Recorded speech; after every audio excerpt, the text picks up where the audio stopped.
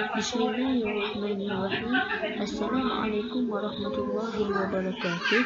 Nama saya Nik Nurul Hidayah binti Nik Husin Azmi, Nama Matrik 056241. Dalam video ini, saya akan menerangkan tentang pengertian as-sunnah menurut ahli hadis, ahli usul fiqh, ahli al-fiqh dan akidah.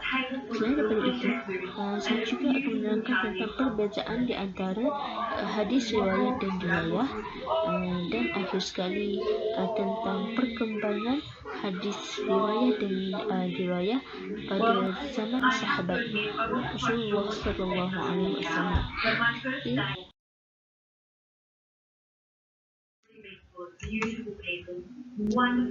Okey, kita pergi pada pengertian as-sunnah menurut ahli hadis, usul fiqh dan akidah. Seperti yang kita tahu, as-sunnah ini merupakan sumber wahyu daripada Allah Subhanahu Wa Taala yang diturunkan kepada Nabi Muhammad SAW dan dilafazkan oleh beliau. As-sunnah ini juga adalah untuk menjelaskan atau memperincikan kandungan ayat-ayat dalam Al-Quran serta bertindak sebagai pengukuh terhadap kebenaran ajarannya. Definisi bagi as-sunnah al-hadis, ahli usul fiqh dan sebagainya, ianya berbeza dari segi maksud. Oleh itu, istilah as-sunnah menurut ahli hadis ialah sunnah adalah setiap yang dihantarkan kepada Nabi Muhammad SAW daripada perkataan, perbuatan, takrir iaitu persetujuan, sifat khuluqiyah, sifat khalqiyah dan kehidupan baginda sallallahu alaihi wasallam sama ada sebelum perutusan baginda sallallahu alaihi wasallam menjadi rasul. Selain itu juga, maksud as-sunnah ini juga banyak ahli hadis yang membahaskan tentang konsep as-sunnah. Ahli hadis ia melihat as-sunnah itu sebagai ajaran yang lengkap serta merangkumi segala aspek kehidupan manusia. Manakala as-sunnah menurut ahli usul fiqh ialah segala sesuatu yang bersumber daripada Nabi Muhammad SAW selain Al-Quran yang berupa perkataan, perbuatan atau ketetapan yang layak dijadikan hukum syarak. Ulama usul fiqh ia membahaskan dari segala yang disyariatkan kepada manusia sebagai undang-undang kehidupan dan meletakkan kaedah-kaedah bagi perendangan tersebut. Selain itu, menurut ahli fiqh, istilah bagi as-sunnah ialah segala sesuatu yang ditetapkan oleh Nabi Muhammad SAW yang bukan daripada bab fardu dan bukan pula dari bab wajib. Berdasarkan pandangan-pandangan sejarah ilmuwan ini mengenai konsep as-sunnah, ia mendapati bahawa as-sunnah ini pandangan ahli usul fiqh sangat berbeza dengan pandangan ahli hadis. Okey.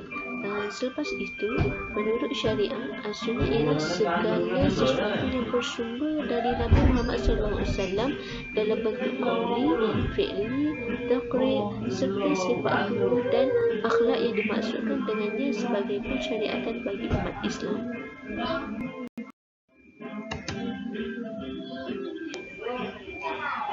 Perbezaan antara hadis riwayat dan dirayah. Hadis riwayat dan dirayah ia terdiri daripada bahagian-bahagian ilmu hadis di mana kita boleh mengetahui ilmu tentang dasar dan keadaan seorang perawi yang meriwayatkan sesebuah hadis sama ada ia diterima atau ditolak, sanad dan matan dari segi diterima atau ditolak juga. Dan di sinilah kita dapat mengetahui cara-cara tentang persambungan hadis sampai kepada Rasulullah dari segi periwayatannya yang menyangkut keadilan kedua-duanya dari sisi bersambung atau terputusnya sanad dan sebagainya. Hadis riwayah yang membawa maksud ialah ilmu yang berkaitan dengan sanad, sesuatu hadis dari sudut keadaan perawi-perawinya dan juga penerimaan hadis tersebut. Manakala hadis riwayah yang memberi maksud kepada ilmu yang berkaitan dengan kandungan atau makna yang terdapat di dalam hadis Nabi Muhammad SAW secara ringkasnya, ia disebut sebagai fiqh al-hadis. Walau bagaimanapun, ilmu riwayat dan riwayah ia terdapat berbeza dari segi penerimaan dan periwayatannya. Selain itu juga antara perbezaan hadis riwayah dan dirayah ialah dari segi sudut maknanya, iaitu hadis riwayah ialah suatu pengetahuan yang disandarkan kepada junjungan besar Nabi Muhammad SAW secara khusus, sama ada perkataan, perbuatan, takhrir, sifat dan juga tingkah laku. Manakala ilmu riwayah pula ia suatu ilmu untuk mengetahui keadaan sanad dan juga matan, sama ada diterima atau ditolak, serta perkara yang berhubung kait dengannya.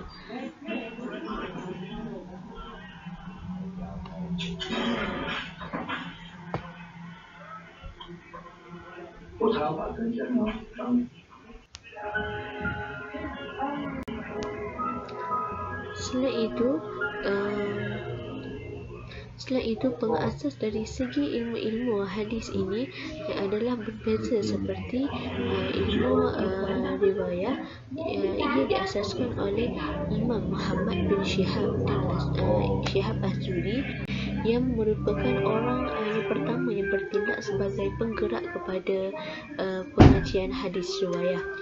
Manakala beliau juga merupakan seorang yang kuat berusaha dalam menghimpun hadis-hadis Nabi Muhammad SAW serta membukukannya, dan beliau melakukan usaha tersebut di atas arahan Khalifah Umar bin Abdul Aziz.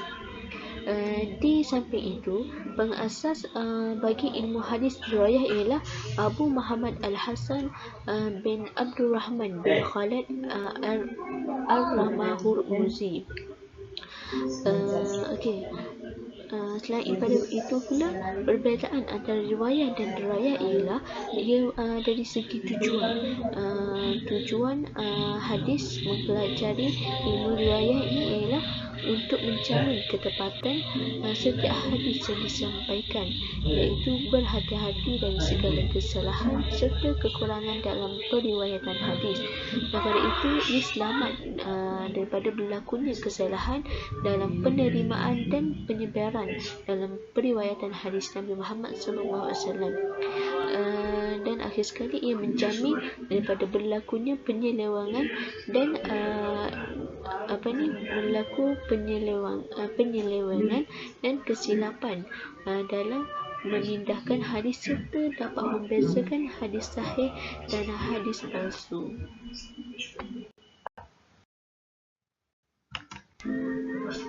Manakala tujuan mempelajari ilmu hadis dirayah ialah kita dapat mengetahui pertumbuhan dan perkembangan hadis dari masa ke semasa zaman Rasulullah SAW sehingga sekarang. Selain itu, kita dapat mengetahui perawi-perawi yang mengumpulkan dan memelihara periwayatan hadis, dan dapat mengetahui cara-cara yang digunakan oleh para ulama dalam mengklasifikasikan hadis dengan lebih lanjut, dan dapat mengetahui istilah-istilah, nilai-nilai dan kriteria hadis sebagai panduan dan mengistinbat. Hadis riwayah ini ia juga terdapat dua jenis, iaitu riwayah bil lafzi dengan riwayah bil makna.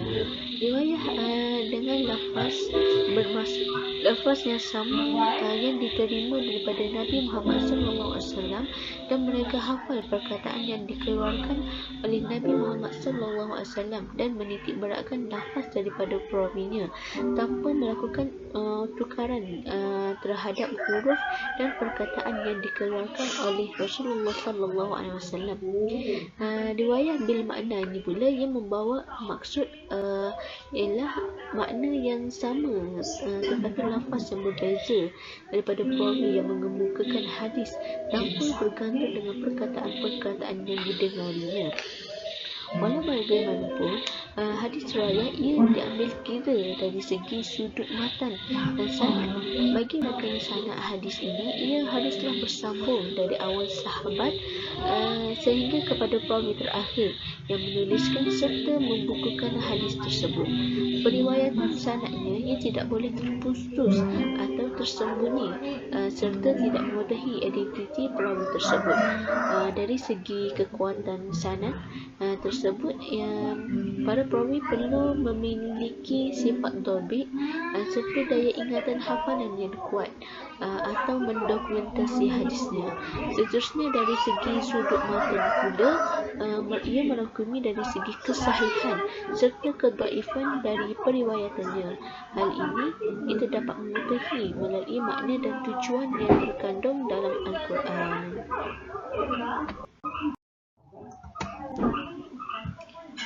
Okey, sekarang kita masuk kepada perkembangan hadis riwayat dan hadis riwayat pada zaman sahabat. Ia bermula pada zaman sahabat. Periwayatan hadis ini ia belum lagi dianggap sebagai sesuatu kewajipan yang mendesak untuk dilaksanakan, di mana waktu itu hadis ia masih lagi terjaga dalam bentuk hafazan serta majoritinya mereka masih menetap sekitar kawasan Madinah dan Mekah. Untuk itu mereka tidak menggalakkan usaha penulisan hadis kerana dibimbangi akan mengganggu perhatian dan juga penumpuan orang Muslim terhadap Al-Quran. Para sahabat yang menggunakan kaedah dan menerima dan meriwayatkan hadis, iaitu mengurangkan riwayat. Hal ini kerana ia dibimbangi atau tersalah dalam melakukan periwayatan di mana ia akan membawa kepada pembohongan terhadap Nabi Muhammad SAW. Selain itu, para sahabat ia terlalu teliti ketika menerima dan meriwayatkan hadis, di mana para sahabat ia memberi penekanan terhadap dari segi sudut sanad dan matan dalam sesebuah hadis yang mutawatir serta masyhur dan tidak bertentangan dengan Al-Quran. Dan banyak lagi kaedah-kaedah yang dilakukan oleh para sahabat dalam meneliti periwayatan hadis. Seterusnya, pada awal abad pertama sehingga abad kedua Hijrah, di mana selepas berlakunya pembunuhan Khalifah Uthman dan Khalifah Ali, ia telah berlakunya perpecahan di antara umat Islam semakin parah. Sehubungan dengan itu, muncullah berbagai puak dalam Islam seperti puak Syiah, Khawarij dan lain-lain lagi yang menyokong fahaman-fahaman mereka.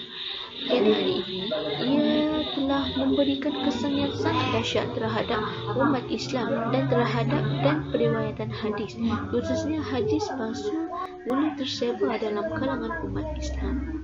Melihat berlakunya kejadian ini, para sahabat mula telah membuat tapisan dan saringan bagi setiap hadis yang diriwayatkan dari segi sanad dan matannya. Melihat berlakunya kejadian ini, para sahabat mula telah membuat tapisan dan saringan bagi setiap hadis yang diriwayatkan dari segi sanad dan matannya. Antara kaedah yang digunakan ialah menyenaraikan sanad hadis dan sifat-sifat mereka. Selain itu, para sahabat ia memperingatkan umat Islam supaya berhati-hati ketika menerima sesuatu hadis, dan ianya sudah diletakkan syarat bagi perawi-perawi yang menyampaikan hadis, di mana ia perlu seseorang yang thiqah, wara', adil dan dobit. Seterusnya, merantau dan mengembara untuk mencari perawi bagi sesebuah hadis untuk mensabitkan periwayatannya. Selain daripada itu, perlu membentangkan hadis dhaif dan maudhu' kepada perawi thiqah lain yang terdiri dari para penghafal hadis.